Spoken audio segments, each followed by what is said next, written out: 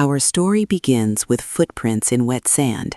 A small family, embers wrapped in bark, follows the tide, their path mirroring the long walk out of Africa, the first thread in our shared human fabric.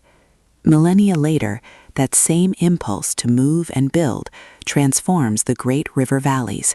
Along the Nile, the Tigris, and the Indus, mud brick settlements swell into cities of stone. A surplus of grain gives rise to a surplus of ideas, writing, metallurgy, and law.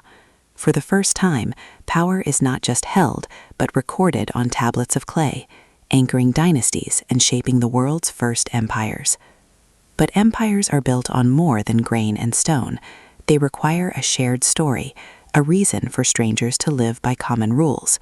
In the East, philosophies of order and compassion offered a map for living, shaping societies from the family to the state. In the West, new faiths emerged from the desert, binding communities with a sacred promise. Judaism, Christianity, and Islam wove ethics into the fabric of time, tying justice to mercy and rulers to a higher conscience. These ideas did not stay put. They moved with merchants and pilgrims carried on the wind. From the chime of camel bells to the creak of a ship's sail, the Silk Roads and monsoon sea lanes became the world's great arteries. Along these routes flowed not just silk and spice, but paper, gunpowder, and belief. But connection is a double-edged sword. With exchange came shock, the Black Death of the 14th century, a grim reminder of a newly interwoven world.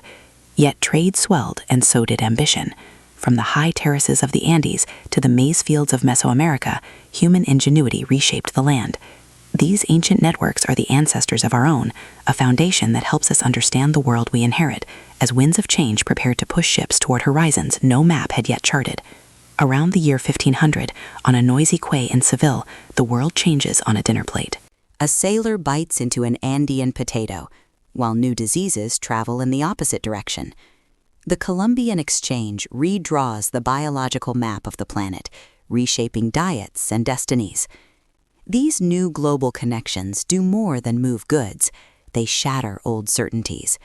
The telescope reveals a new cosmos. The printing press spreads radical ideas of reason and rights.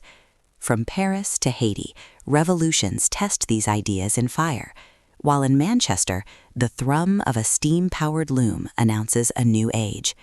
Coal turns night into workday, empires expand to feed factories, and the pace of history begins to accelerate. The 20th century is born of this acceleration. Nationalism rallies millions, then sends them into the trenches. After 1945, old empires finally crack, and a Cold War redraws the globe in two colors.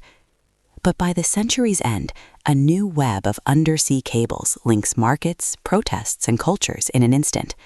The family that once huddled on a windy shore now taps on a glowing screen. Today, we edit the code of life itself and build minds from silicon.